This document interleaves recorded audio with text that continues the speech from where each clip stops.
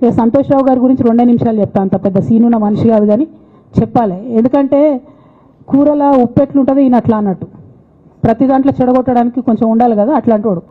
కాబట్టి చెప్పక తప్పదు ఈయన గురించి. చెప్పులో రాయి చెవులో జోరిగా అంటాం కదా అట్లాంటి టైపు, కాబట్టి ఖచ్చితంగా చెప్పాలి.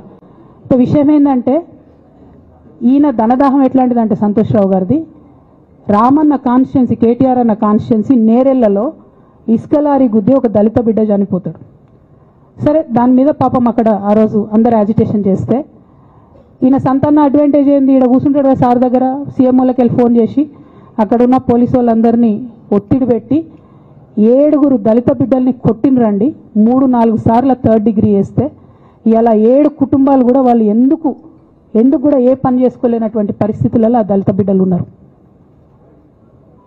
అది మొత్తం రాజకీయంగా బ్లేమ్ అంతా రామన్న మీదకి వచ్చింది. ధనదాహమేమో సంతన్నది, నేరం చేసిందేమో సంతన్న, వీడికెళ్ళి ఫోన్లు చేసి ఒత్తిడి చేసి కొట్టిపించిందేమో సంతన్న, చెడ్డ పేరేమో రామన్నకు వస్తుంది.